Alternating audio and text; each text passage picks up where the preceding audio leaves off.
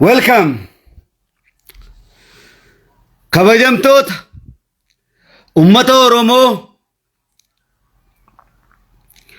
hawwanii fi manguddoon kan kiristaanaa kan muslimaa kan waaqeffataa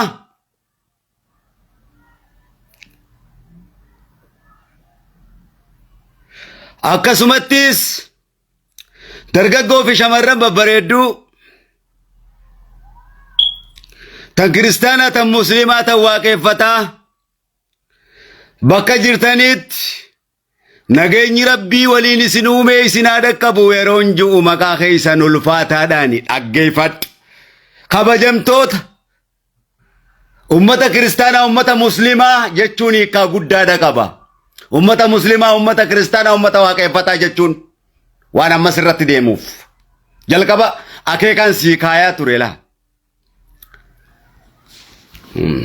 Akeekarra yoo deemte ni baata, akeekatti yoo deemuu baatte ati hin jirtu.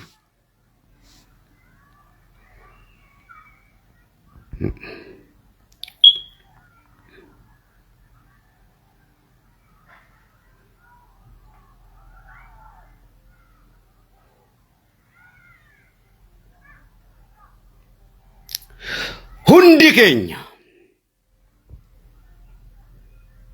kunni geerara dhimma ummata keenya irratti ta'eef kun siyaasaadha itti xiinxala kun filosoofiisaa ummata keenya irratti gaggeessa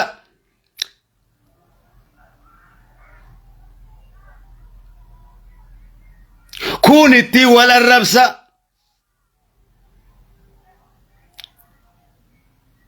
yaada qabiyyeen qabne yaada bu'uuran qabne yaada akeekan qabne yaada facaa fi diigama namuu garagaraan kan na ummanni diigaman yaannisaa diigaman kanuma waanuma waggaa 50 dura irraa sodeessaa jirre jechuu keenya waa'ee ummata keenya kan Arsii irraa miti kaniin dubbachuu eegale waa'ee ta'e Oromoo tanaas irraa mi ittuma jirra sumaaf siingalin hin dhageessu arrarra daddeebi'ee waan hin haasa'u takka illee hin qabu amma dhaggeeffadhu yeroo qorraatii fi bokkaatu as deemaa jira ummanni keenya eega cinaaqsan irraa faca'u eegale siyaasaa garagaraatti hojjechuudhaan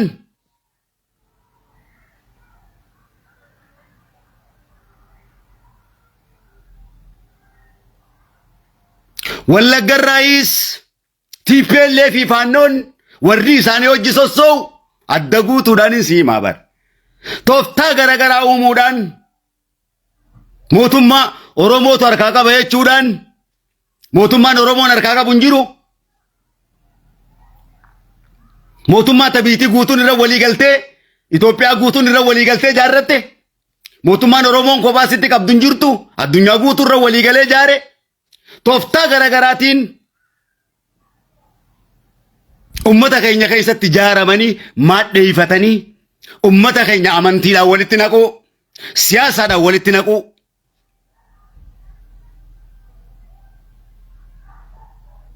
waa hedduu bifa garagaraatiin ummata Oromootiif ciisa dhabanii gochoota fofokkota hojjechaa jiran jechuu keenya.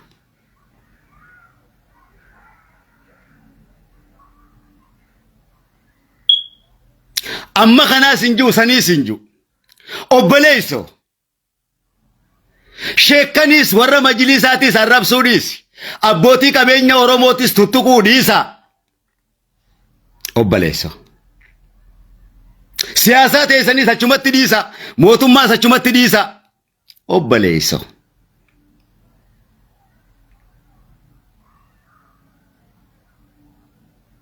mootummaanis isinis ummataaf gartee bokkaatu as deemaa jira rakkoo gurguddaatu as deemaa jira gargaarsa haa goonu haasawa biraa hin baay'isina dhaggeeffadhaa isin iyyitanis waan tokko waan finnu hin qabnu jechuu keenya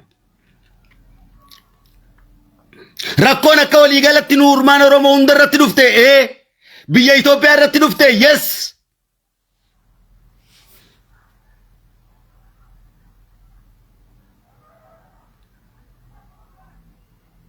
eenyumti nu eenyumatti qubalaachuu hin danda'u jechuudha. Haasoo seeraa fi heeraa haasoo hin jechuudha.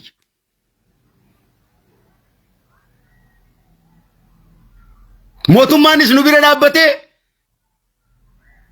ummanni keenyaas ummata isaa bira dhaabbatee rakkoo kana haa furru. Furmaatatu ummata keenya barbaachisa waca osoo hin taane sirba osoo hin taane.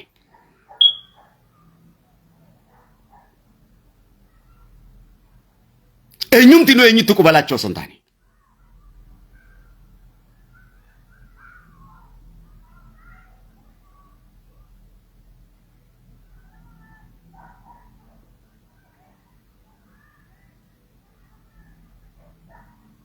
Dhimmi keenya rakkoo ummata keenyaa furuudha.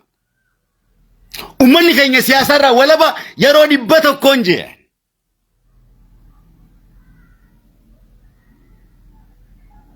Ummata keenya siyaasaa keessan galchinaa. Ummata keenya amantiidhaanis eenyumaa wajjin wal danda'ee jiraata. Ummata kana amantii walitti naqinaan jee akka maraatummaa kiyyatti waan hin jiin hin qabu. Waan hin waggaa meeqaasee dhuftee lafan laftaanaaf hin galu kun iyyaa ol yoo barbaadde.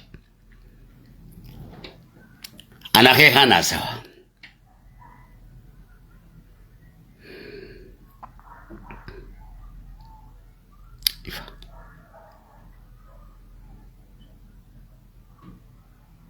Wanni nuti haasofnu kun akka qabsottis ni miidha. Ni miidha. Qabsuma tana miidha. Wanni inni irraas dinniinu kun.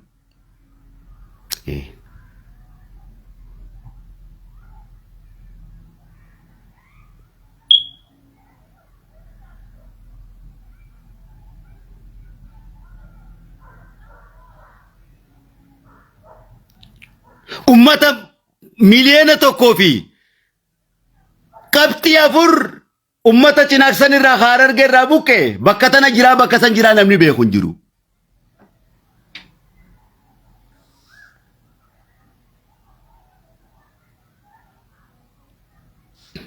Kunno faaraa mi'aar.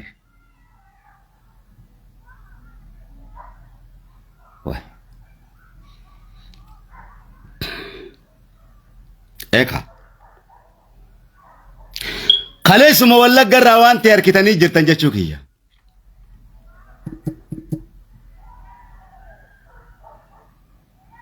Horra Gudurutti waan faannoon godhaa jirtu. Salaalee irratti harkitanii jirtan walumaan asirraa sagalee ta'u jirraame.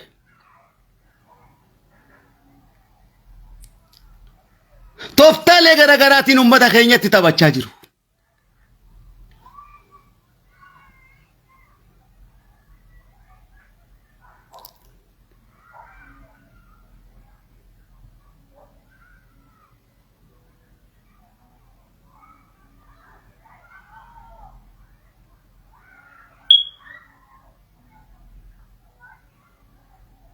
Laal.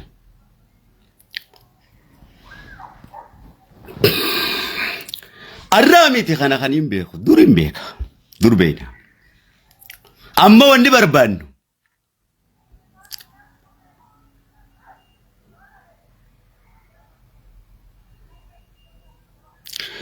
gargaarsa hatattamaa furmaata hatattamaa ummata keenyaaf godhuudha. Gargaarsa ummata keenyaaf godhuudhaaf mootummaa wajjin arrabsuun qabnu nuti ummanni keenya yeroo mootummaa wajjin qabsoo qabuun qabu dhaggeeffadhu. Ta mootummaa akkatti walitti dubbannu kophaa jirti. Laal waan takka beekuu qabda hoggaa daleedu. Dubbii ummataatii fi dubbii mootummaa garagara. Mootummaa wajjin akkatti dubbattu qabda. Dubbii ummataa akkatti dubbattu qabda.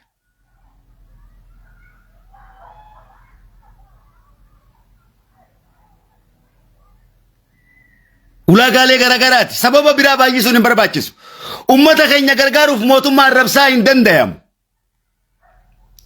Arrabsituu sumaan fiddu jechuu kiyya.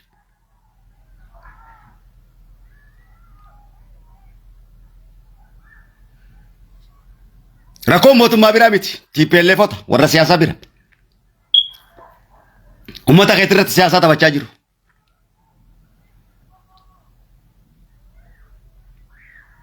Duris si taphatan. Tooftaa garaagaraatiin si taphatan. Siitu si jeesee si njaan. Siyaasa keessa si galchaniiti biyya jijjiirrachaa biyyatee saamaa jiran. Ati asumaatti waa'ee uumama siyaasaa laayixaas teessee siyaasaa hiikaa hin qabne. Karatti deemtu hin beekne tana laayixaate warra siyaasaatti wajjin. Ibidda keessa si galchan beekaa. Hoggaatti jijjiirama fiddee fuudhan ibidda si galchan.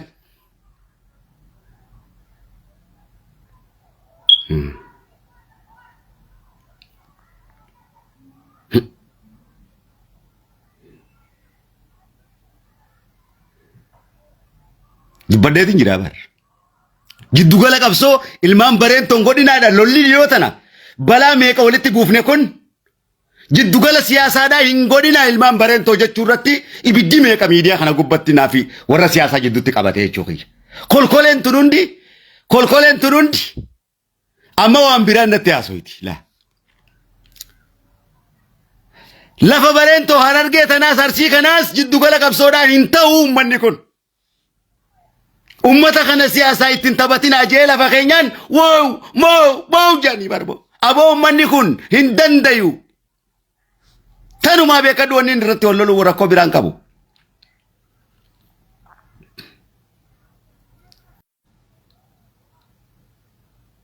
Dhufte moo dhufne dhufte. Dubbii amantaatiin illee ifee gaddaadhaan jeen. Ramadaana keessa kaafnaan wow jaan dhiisaa. Mootummaan biyya Ameerikaa kun rakkoodha. Nu beekaa ummata keenya rakkisa. Arraan tana dhufanii maal jaan? Biyya Ameerikaa dhaquuf biyya takkallee dhaquudhaaf baqataan kamiyyuu akkaawuntiin miidiyaa isaa feesbuukni isaatis tiiktookni isaatis kan waggaa 5 itti fayyadame. Kan waggaa 5 itti fayyadame ilaalameeti miidiyaan isaa laal tiiktook isaa maal akka miidiyaa isaatiin dabarse. Bilbilli isaa sakattaameeti lafa teenya Awurooppaa fi bakka takka illee Suudii keessaas bakka takkatti illee waan nuti balaaleffanne yoo nu wajjin balaaleffatin waan nuti diddaa goone yoo nu wajjin diddaa goonin tokkollee waan nuti faalleessine warra nu wajjin faalleessine hundi shoora harka isaa dhajee barbo. Mootummaa Ameerikaa jee bar. Mootummaan Ameerikaa yenna mootummaan Itoophiyaattis jee. Siifin himee bar. Dhiisaa. Majliisa kana ammoo ol daaddisaa jirraa. Diin Islaam kana gad dhaabaa jirraa.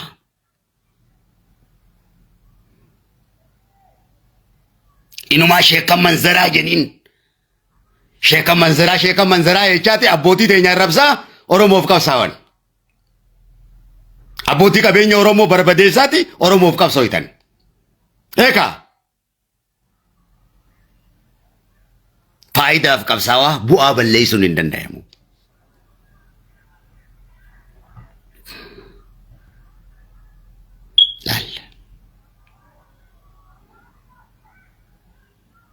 Jaalatanii jibbitanii TPLF fi faalloo isinitti taphachaa jira. Jalee isaaniiti wajjin. Waan fedhe naa taphatan waan fedhe naa godhan wanni tokko illee hin jiru. Wanni tokko illee qophiidha nuti. Shakkii tokko qabaatin. Shakkii tokko hin qabaatin. Sirni kalee isaanuma hin deebine. Siyaasaa fedhe naa taphatanii. Siyaasaa fedhan. Sheekanii fi qeensotaas dha'uutti abbootii gadaanii arrabsan. Laalme. Bakkuma uummanni keenya mataa ol qabateen kana dhawan. Afaan keenya haasawaa beekadhu. Abbootii gadaa ni dhawan, abbootii amantii ni dhawan, abbootii qabeenya Oromoo ni dhawan. Maaliif dhawan? Oromoof qabsaa'uudha kun. La.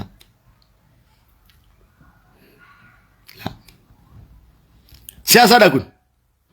La. Abadan.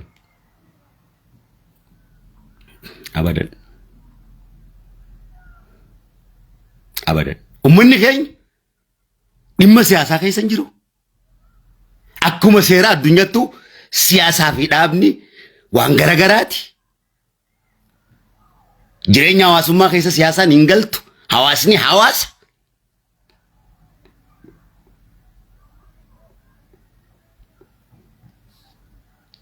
Hawaasni hawaasa.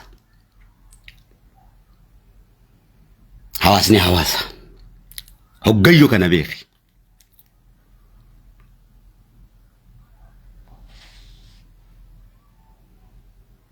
ummata keenya gargaarree yoo jenne nama tokkollee tokko hin qabnu. Gargaarsi ummata keenya bira ga'uufis mootummaadhaa wajji walii galuun dirqama. Mootummaanis ummata keenya gargaaruun dirqama. Ummata keenya irra rabshaa siyaasaa ittiin dalagu filosoofii haasawa irra barachuun lallabaa fi irratti sirbuun hin barbaachisu.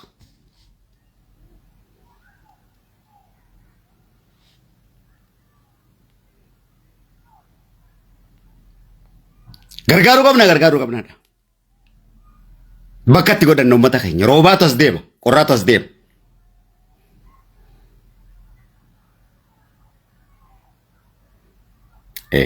Rakkina irratti rakkina baay'isuu miti, rakkina irratti rakkina haasawuun hin barbaachisu.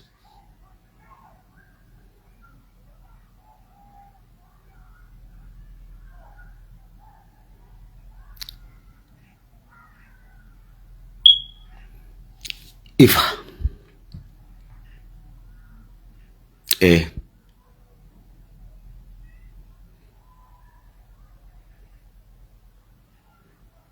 Hoggaa hunda godhuudhaaf humna qabu mootummaadha. Eenyuma caalaa. Ummata kanaafis kan dirmachuu danda'u mootummaadha. Kan eenyuma caalaa miidhames mootummaadha. Ummanni isaa jalatti kana ta'uudhaaf. Ifa. Eenyuma caalaa kan miidhame mootummaadha. Eenyuma caalaa kan ummata kanaas gargaaruu danda'u mootummaadha. Kan gargaarsa tattamaa godhuu fi danda'us mootummaadha. Kan qubsiisuu danda'us nagaa ummatichaa eeguudhaafis kan hunnaa fi tabaroo qabu mootummaadha malee noo miti. Waan tokko harkaan qabnu. Ifa.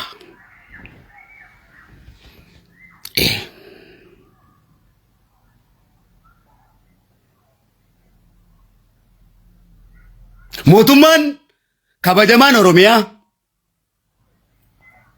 ummata keenyaaf da'oo ta'uun dirqama ummataa. Hatattamatti.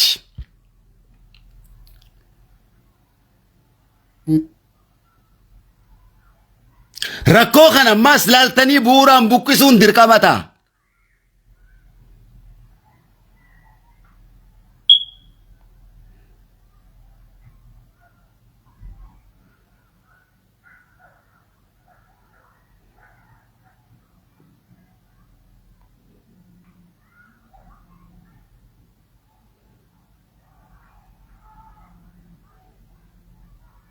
Torban dabre waa'ee amantiitiin dhufan. Laal.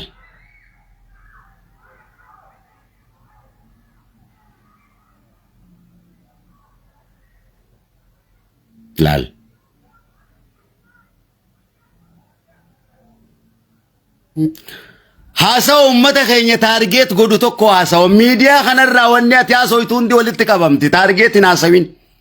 Haasawa seeraan ala loowu haasawi. Wanni ati nama mootu loowi. Iyyuu fi lallabu ati udurruqa ati laayitu kana wallaalleetii miti. Siyaasaa ati laayitu kana wallaaleetii miti. Wallaalummaadha. Wallaalummaan haasawi nugaa. Wallaalummaa haasawummaa barbaachise. Bar wallaalummaa jibbinaa. Hinjifannoo namni barbaadu tokko haasawa isa hinjifachiisu haasawu danda'u qaba. Yaada moo'ataa lafa kaayuudha qaba. Waan dubbatummaas ragaa hojii lafa kaayuu qaba. Furmaata sanammaas akka gaariitti lafa kaayuudha qaba.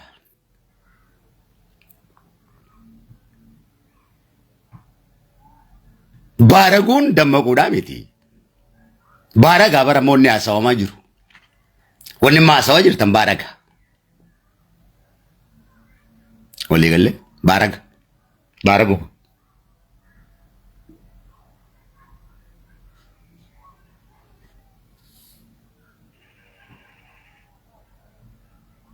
Namni baaragee walitti qubalaata. Sheekan isaanii nafu. Abbootiin gadaa isaanii naftu. Abbootiin gadaa maal taate. Kanaa miti obboleessa. Kana dhiisi haasawa kana dhiisi. Eenyumtiin eenyutti qubalaatu. Rakkoon hundi sheekan irrattis qeensi irrattis abbootii gadaa irrattis kaabinee irrattis biyya irrattis uummata Oromoo irrattis rakkoon ta'u hundi uummata Itoophiyaa irratti taati. ifa ummata addunyaa irratti taate. Rakkoon nama tokko rakkoo ummata addunyaati. Ifa akkasitti kaa'e lafa.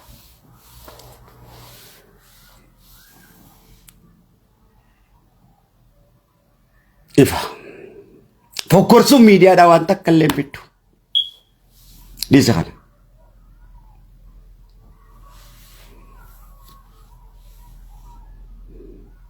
Dhiisi. Hoggumoon itti xiyyeeffattanuu adeemsa keessan sirriidhaa miti. Namni bu'aa uummata isaatiif lola malee bu'aa uummanni isaa harkate maa harkate jeen lolu. Keenya kun bar bu'aa uummanni harkate yoo Oromoon tokko lafa isaa harkatee manarra jaarrate hattummaadhaan harkatee jaabar.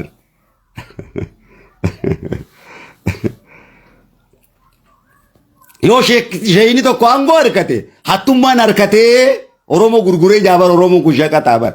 Yoo qeensiin tokko bakka harkate hattummaadhaan harkatee jaabar mee laal mee amma sammuu donqooroo kana laal. Amma kanaas sanis filosoofii kee dhiisiiti. Filosoofii keessan dhiisaati mootummaatu uummata gargaara. Abbaan uummata irratti qabsaa'aa jiru mootummaa qabsaa'aa jira. Rakkoon qabu. Laal si wajjin uummata Oromoo taargeeta keessan galchuu beekadhu.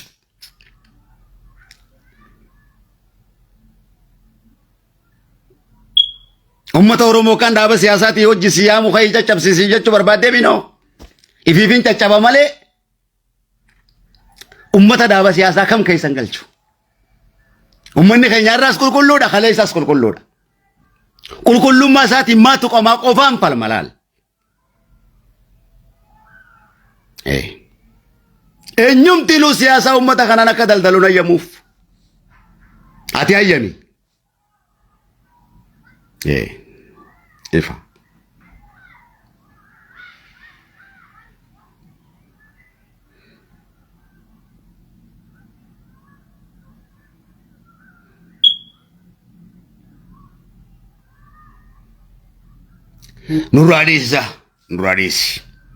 Nurraadhiisi. Fokkorsuu bara meeqanuma fokkorraa amma uummata gargaari. Fokkorsuu dhiisi.